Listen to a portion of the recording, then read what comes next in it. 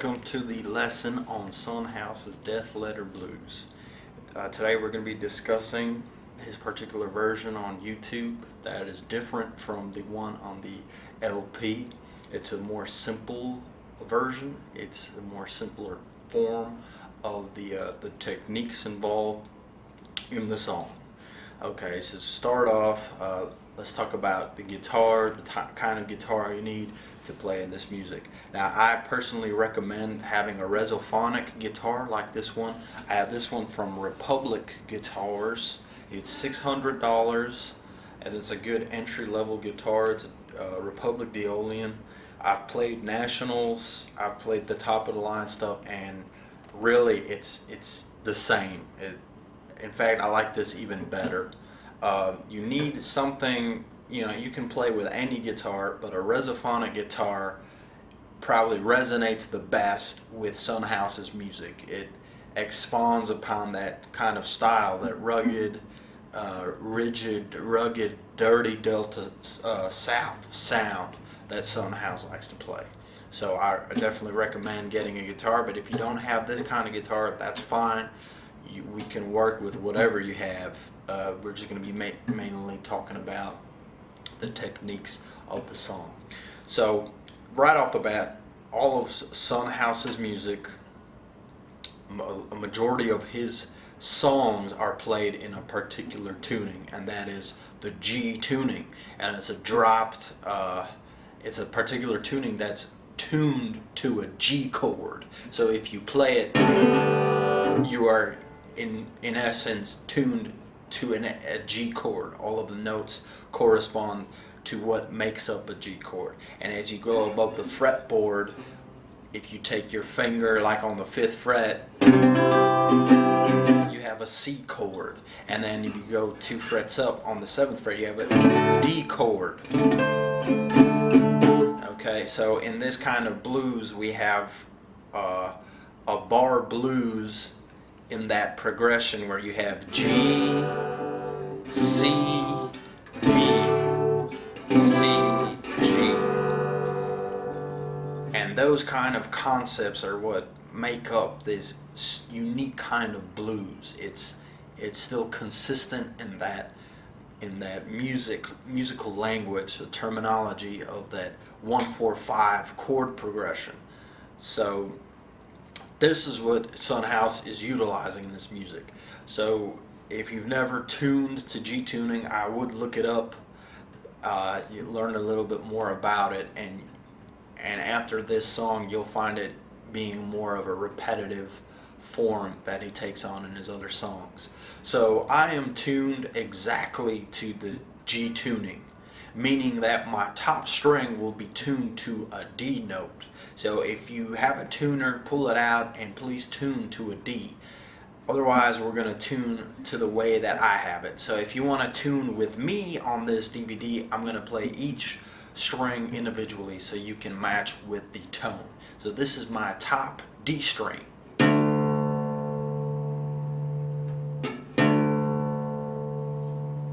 Okay, and this is my 5th string. It is tuned to G. This is my 4th string. It's a D string. This is my third string, G. This is my 2nd string. It's a B. And this is my last string, the G. The D, I'm sorry. D. So in that format, you have 3 strings that are tuned to D, 2 to G, and 1 to B, and it's fairly simple to memorize. So the 6th, the 4th, and the 1st string are all tuned to D. The 5th and 3rd string are tuned to G.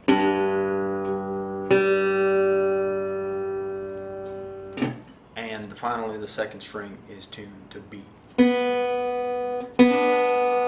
And all together sounds like this.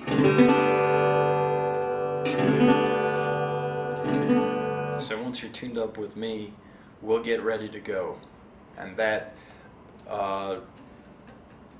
should start off pretty well. Now, about the other kind of accessories that you need. In Son's music, I like to play with a brass slide, and with a guitar like this, it's very necessary. If you don't have the guitar like this, any slide will work for now, but in this particular Aerosophonic guitar, you need a brass slide. And also you will need finger picks, and I have plastic finger picks, a thumb pick, and just one index one does the job for me, and it doesn't scratch up your pick guard area if you had metal picks. But always pick up a pair of these so you don't hurt your fingers and you can really emphasize your accent in your playing.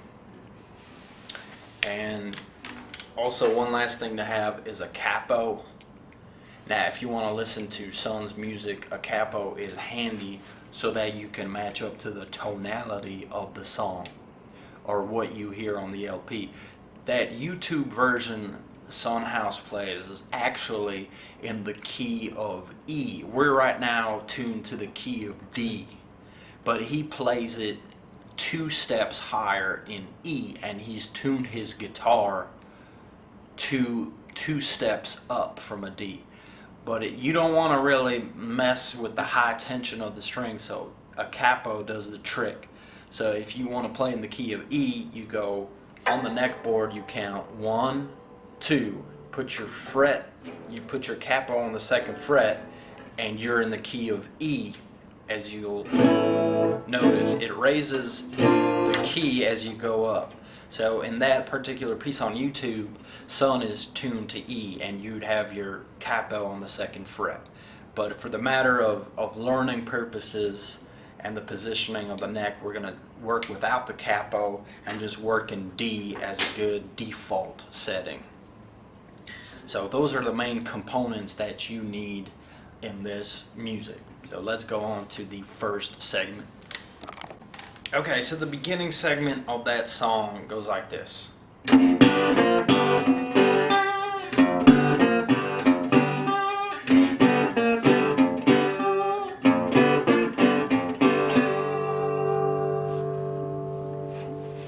Okay, and there's various ways to go about it. Now, in talking about the right hand, the movement of the right hand, for this purpose, you can do whatever's comfortable for you. You could do just downstrokes the whole time. I do a combination of playing the top note and flicking my fingers on a downstroke, like.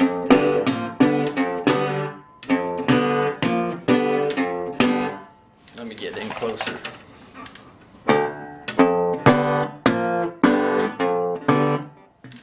Or you could just play with regular downstrokes, which we can do for now.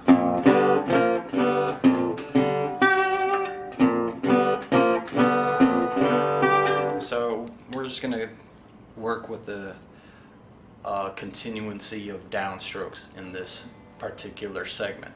But the introduction is pretty simple. It goes into 7 parts. It's a combination of 3 quarter notes and 1 whole note at the end. So in Son House's music, you'll find that the 3rd fret is the most important fret in much of the construction of his riff breakdowns, and he's only working with the 6th, 5th, 4th, and 3rd strings on the 3rd fret to construct a lot of his riff breakdowns. So at the beginning of the song, he takes whatever finger you want to work with. I use my middle finger to play the opening riff. He starts off dampening his middle finger on the 6th and 5th string on the 3rd fret, and he bends upward, or you can bend downward. It doesn't matter what you want to do there, but let's bend downward as the first part in the step. So he bends downward, and then he plays open. that's the first two parts of the song. So it's you press downward, then press open. Play the open strings in this range. We're only working on the 6th, 5th, 4th, and 3rd strings.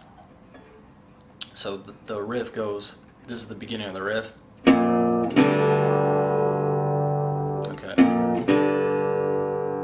Okay, and then the second part of the riff, after you do this, he goes one step down on the 4th and 3rd string. You do the same thing. You bend downward, and you with the downstroke on your thumb, bend downward and open, and then play open. Right. So from the beginning, it's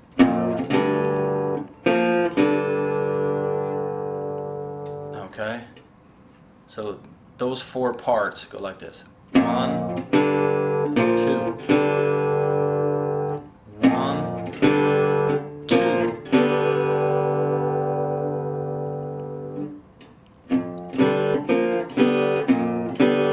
Okay, and then the 3rd part of that riff, he goes back to the 6th and 5th string at the top, and then he does what you did in the first part. So the whole riff goes like this. And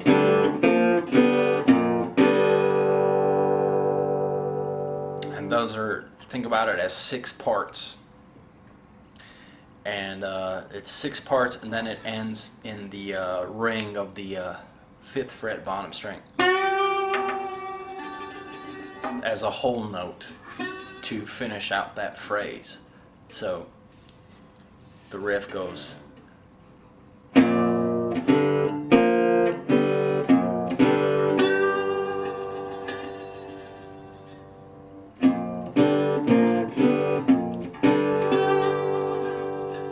So the top 6 5th strings open, then you slide your finger down on the 4th and 3rd strings, 3rd fret, press it, open, then back to the 6th and 5th fret, 5th string, 3rd fret, open, and then so faster it goes.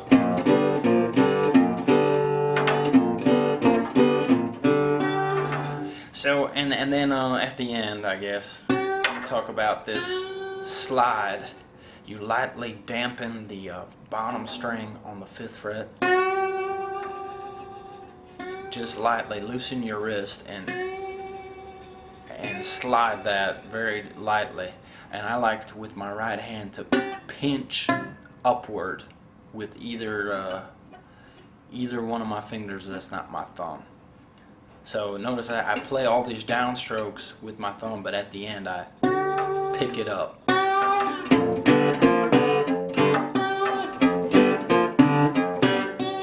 Okay. And in the matter of this learning procedure, I'm just sticking with downstrokes. You want to try to flick your fingers down in one of those downstroke patterns. I think it's a better connection to his music if you flick downward.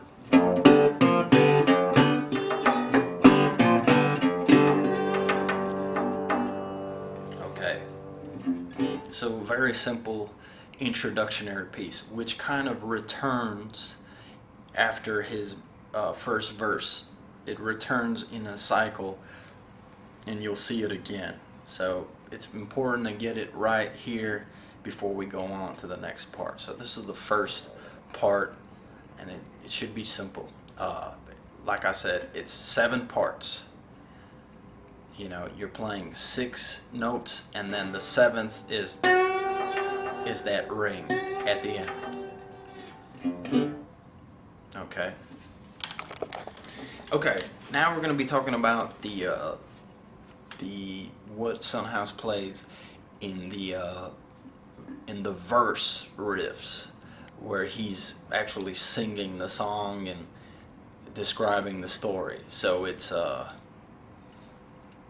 he does it, it's like a repeat of 4 verses, 4 measures in that in that particular riff.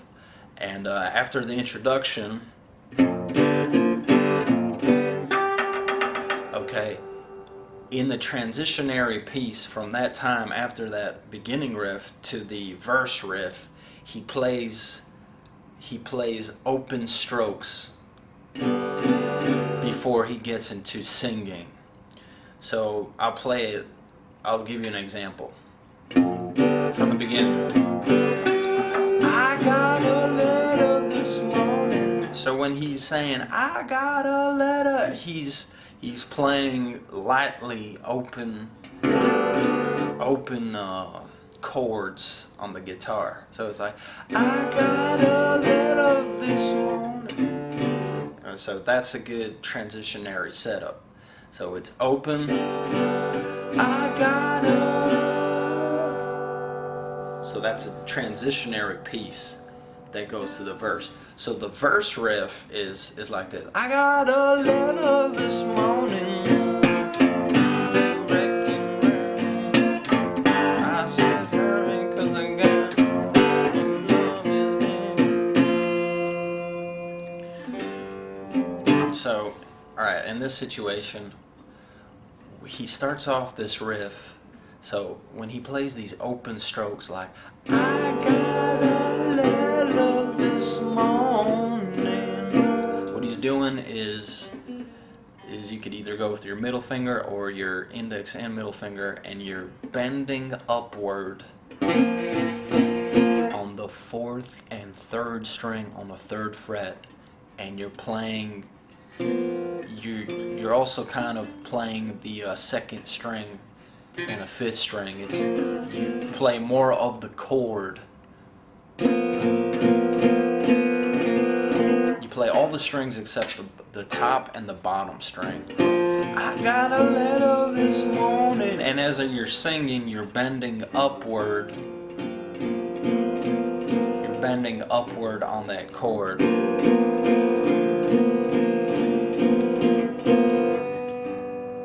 So I got a letter this morning.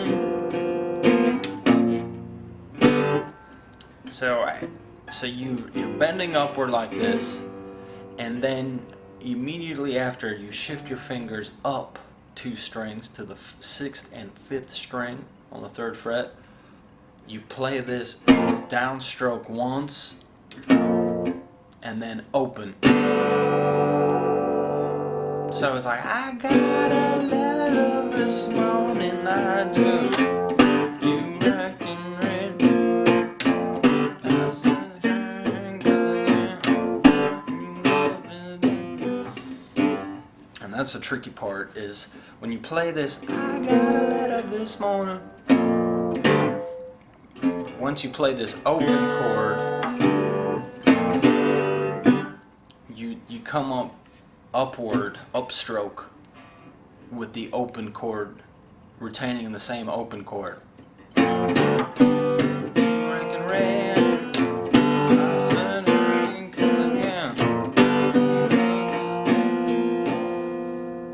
Okay, so it's a little bit difficult to get it, but it's from the beginning. It's I got a letter this morning,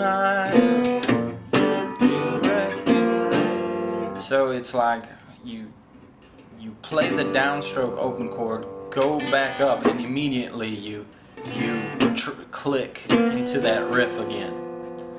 And this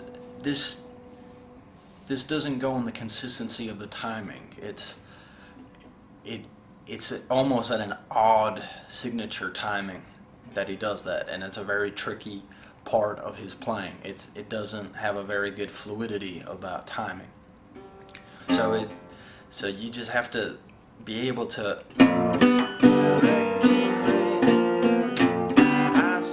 So it's immediately as you do the upstroke, you go real quick to that 3rd and 4th string on the 3rd fret riff. So that's the majority. That's kind of looking at it in 5 parts.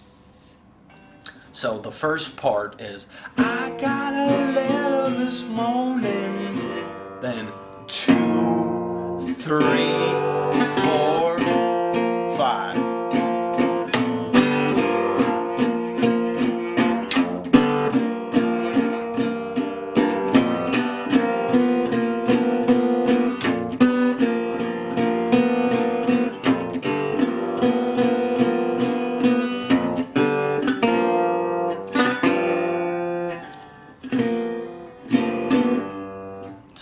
it's, if I can explain more better, it's that open string when you press it downward, it's that quick upstroke. That upstroke is going back into the beginning lick. So I got a letter this morning. You reckon? Okay. And in the right hand techniques, we're still going with our downstrokes. It's only an upstroke once we start over that riff cycle. Now, in this particular riff, you can explore by hitting the guitar at about this region here. Is like, I got a letter this morning, and he's known to hit it, so it's, you can do that technique as well if you want, but we're going to be sticking with these downstrokes as a meaner purpose for like beginning this song. So that's the main construction of the majority of his verses. So the song is pretty long, and he plays that melody, that rhythmic breakdown, probably 75% of the song is in that breakdown. So he plays that riff 4 times, and then he goes to the introductionary riff again. So when he plays, I got a letter this morning, you reckon red, I said hurry 'cause the gal you love is dead. And then he goes into the 4 chords, going to the C chord,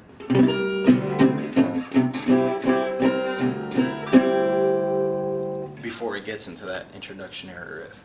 So going from the beginning, the beginning riff goes like this.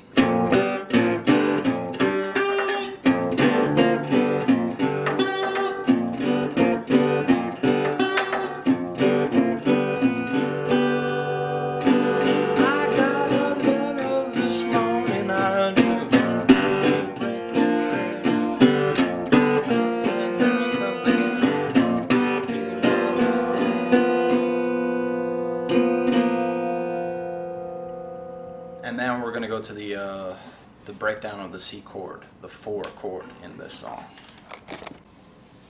Okay, so after that main riff,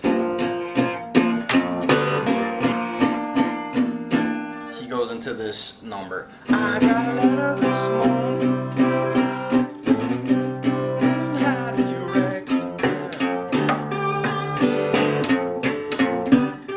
Okay, so this piece here, this segment,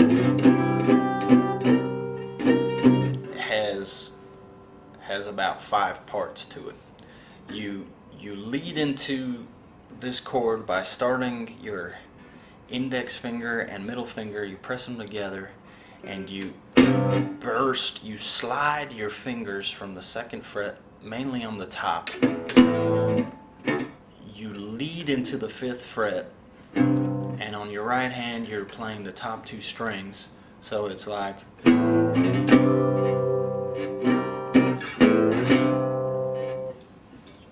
so it's like 1, 2, and then you play the chord fretting the entire 5th fret. Having your pinky free, you accent the end of that phrase by playing the bottom string on the 8th fret.